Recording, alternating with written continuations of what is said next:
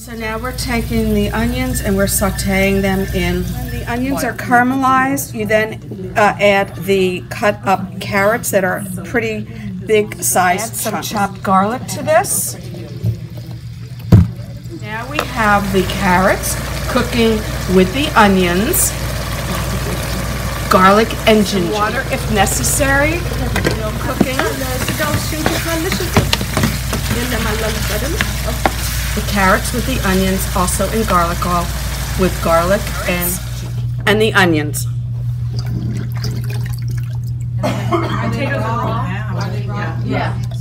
These are raw potatoes being added to the carrots, onions, olive oil, ginger, and garlic mixture. Again, no salt yet. No salt.